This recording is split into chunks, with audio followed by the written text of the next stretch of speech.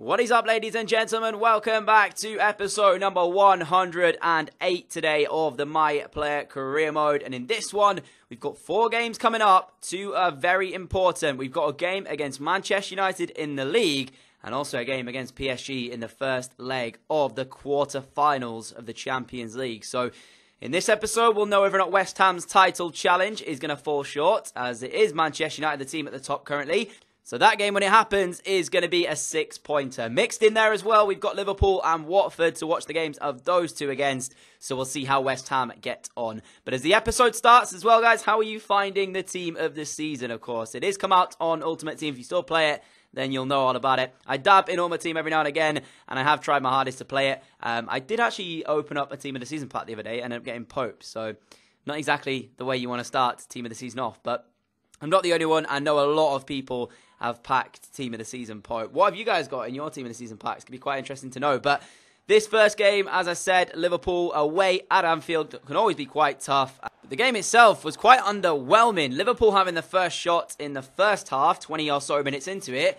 And then the second chance came in the second half when West Ham got themselves a shot on goal. But ultimately, the game ended a 0-0 draw. So for the first game of the episode to end off like that isn't really the way I wanted to start it. And I saw a comment on one of the previous episodes as well in regards to this that was talking about why the games end 0-0 and why they are kind of boring. If you've ever watched My Player or ever played My Player in the past, when you play it on the highest difficulty, normally these are the way the games kind of go. There isn't a lot of chances in the games. You do have certain cases when there is a lot, and that is just normally when a team crumbles because they've conceded a couple of goals.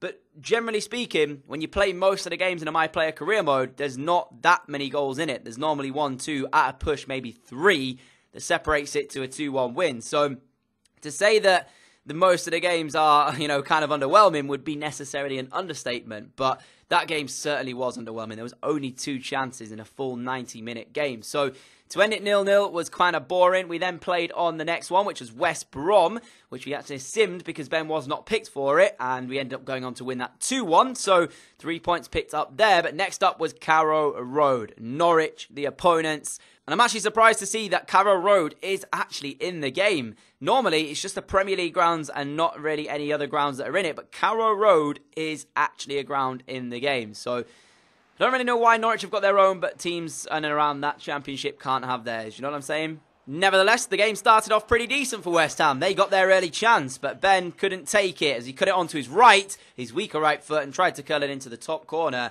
and ultimately did not get it right and sent it over the top of the crossbar. And at that point, you could always guess that there was potentially going to be a moment for Norwich where they might just scrape a goal. And Jacob Murphy found his way into the box, and with a left-footed finish, put it underneath the goalkeeper to give the home side the lead. So, as I said, you've got to take your chances, and if you don't do that, there's always that one opportunity where it's going to come back to cost you. We're finding that out in our Celta Vigo career mode as of late. That is up on the channel if you want to check it out. I might leave a link to it in the description below. But yeah, cheeky little plug there. Why not go check it out, guys? But the actual halftime whistle was looming, and at this point, it was Norwich still leading. But Ben and West Ham found a way back into it. Not quite sure how on earth that one ended up in the back of the net. All you can say is that you are relieved that it did, because Ben's cutback, it looked towards that left-hand side. Unfortunately, the defender did pretty well, but eventually a mixture of defensive block and just not clearing their lines ended up giving West Ham the equaliser. And then a great move here to get them another chance to take the lead here in this one. And you can see Ben's back heel to his teammate, the goal scorer, gets it back. Lovely 1-2 played as well. And the finish is there to give West Ham the lead. So with 20 or so minutes remaining, it looks like West Ham are going to take the points away from this one. Norwich gave it a good fight, but ultimately they were the second best team on the day at home. And it was always tough to ask them to keep them quiet. West Ham are a side that have a lot going forward. Not great defensively this season, but they are up there in the table and can score goals. So to ask them to try and stop this attacking threat was always going to be a tough task. But it's his 17th goal of the season now for Ben. He's into double figures. He's been in double figures quite a while. Will he get that golden boot? That's the question mark, because he got the golden boot and the top assist as well in the previous season. I don't think this time, though, he's going to get that top assist. I think he just maybe get the golden boot for this one. But nevertheless, back to winning ways after the disappointing 0-0 draw against Liverpool earlier on. And it keeps the pressure on Manchester United at the top of the table, who are coming up next. So as I said, massive 6-pointer this one. Ben against his parent club. Of course, if this was real life, he wouldn't be allowed to play it. But I asked you guys in a previous episode, should we allow Ben to play against Manchester United? And you guys voted for yes. So we are going to play him in this game. This is the 31st game of this Premier League season. And as I said, if West Ham win it, they can go top. If Man United win it, they'll even more increase the gap. And it'll put West Ham, I think, 6 points behind if they lose this game here. So they need to win in order to close that gap. And defeats could be quite bad for them. Because with 7 games remaining, if Man United win, they'll be 6 points clear. So got to win this game. That's the team that's lining up. Robertson on the left of a back four that's strong. A midfield two that's pretty decent as well. And of course, we're used to seeing the players in there. For Man United, though, that's how they line up. Stendera is the man chosen to replace Ben in their team this season. Lukaku lines up front. And he's only scored 3 goals so far in this Premier League campaign. So not a good season from him again. And as we go into the first highlight, Manchester United thought they'd taken the lead inside the 40th minute. But the offside flag went up, and it was rightfully done because Gelson Martins had moved into an offside position. You can see from this replay, Pogba pokes the ball through, and he's literally, if he'd have just stayed that little bit backwards, he would have been onside, and it would have been Manchester United taking the lead. So, lifeline there for West Ham. They've got to make sure they're staying concentrated. You can't concede a goal like that. But as I say that, no more than a few minutes later, Stendera picks out Romelu Lukaku, and a big Belgian opens up the scoring for the away side. I mean, typical. Seriously typical. Came in the first season, Ben. Lukaku didn't do anything. Second season, he actually improved and had a decent season. This season, he had 3 goals before scoring this. In a season that's had 31 Premier League games, Lukaku had 3 goals, and this is only his 4th. And yet it has to come in this game against West Ham. Of course it does. Not great defensively. Not the best goalkeeping, but there's not a lot you can do against that one. As we move into the second half, West Ham trying to find that equaliser, and they got it as well. Their man over on this left-hand side, the number 7, I actually looked for him. I think he might be a game-generated player, this guy, Kocic, because I can't find him in any of the other career modes. I looked at maybe signing him because he's had a decent spell at West Ham here. Scored last game against Watford and has just equalised here against Manchester United. Not the cleanest strike in the world, but he keeps it low and manages to get it past David De Gea, and that's all you can ask. You can't beat David De Gea normally, so to get a shot away and score is decent as Bilic celebrates. Mourinho not happy with his team, but Man United weren't really back on level terms for very long because, again, Lukaku squeezes it to Anthony Martial and he makes it 2. Defensively, West Ham have been so poor, and that's probably the reason they're not going to get a Premier League title. You need to be better defensively. They get themselves back in the game, and then in a matter of a few minutes, they go and concede again. So, not a lot you can do, and in the last minute of the game, Ben looked to try and get one last opportunity for his side, driving forward, looking for the back post there, and Pogba deals with it very well to hook that one away and clear it. So, ultimately, that is how the game ended. Unfortunately for West Ham, they do fall to a defeat here. A 2-1 victory for Manchester United puts them 6 points ahead in this title race, and I don't think that they're going to lose it from this point forward. There's 7 games remaining, so 21 points left to play for, and they're 6 ahead. I said it was a 6-pointer. Well, proved the point, because West Ham now will be sat on second place.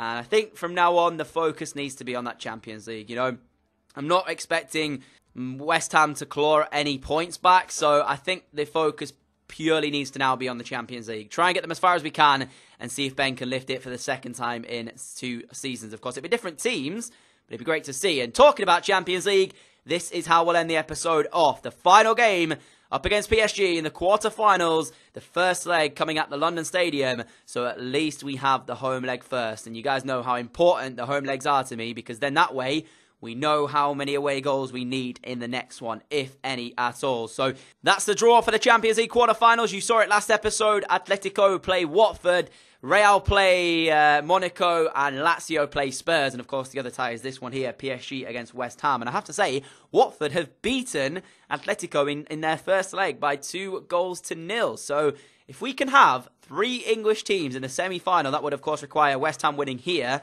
Spurs winning against Lazio, and Watford beating Atletico over the 2 legs. That would be phenomenal. 3 English teams in the semis, it could make for an all-English final. But the PSG team, we've seen it before.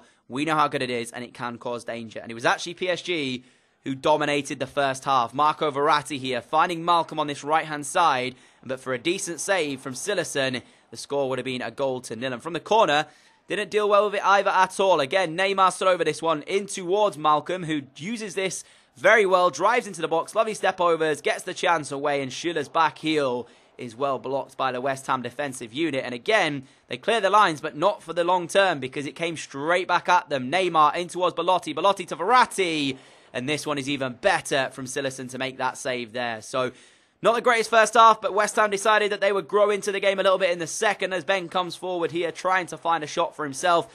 Gets the right-footed shot away. It wasn't the best shot in the world I've ever seen from him. But then I've got no idea what happens next. Tierney getting too lackadaisical on the ball, passes it straight to the West Ham man who feeds Ben. He goes down in the box under the challenge of Nicolas Schüller, and in the end, it's a spot kick given by the referee. I don't know what the defender was thinking, but it means now Ben has the chance from the spot to give his side the lead, and he takes his time with the penalty and slots it in the top left-hand side to make the score 1-0. And with 25 minutes left of this first leg, as long as West Ham don't concede, they should be 1 foot in the semi-finals of the Champions League. Because, as you know, away goals could be important. And as long as PSG don't get one here, West Ham, if they score in the next one at the Parc des Princes, they will only score away goals from here on out. So, great performance. And ultimately, that was the way the game finished. A 1-0 victory for West Ham. They now have 1 foot in that semi-finals. I'm intrigued to see who they could pull, but of course the job is not done yet. We'll have to wait till the next episode to see if they do make it through at the Parc des Princes. Victory for PSG could be quite interesting for the overall tie. But that is how we'll end today's episode off, guys. Apologies if the commentary wasn't as great as usual. I am recovering at the moment. I have got a pretty sore throat. I think I've got a bit of a chest cold going on. So I'm trying my best to get through this video, give you guys some content still, and hopefully it didn't affect the commentary too much. But nevertheless, showing you how the ties played out for leg 1. We'll catch you all for the next episode and the next leg in the next one as well. Hope you all did enjoy. Hoping to have a second video out tonight around 6 PM, so make sure you stay tuned. If not, though, I will see you all again at 4 PM tomorrow for yet another video. And as it is Friday, welcome to the weekend. I hope you enjoy it. I'll see you all again soon. Adios.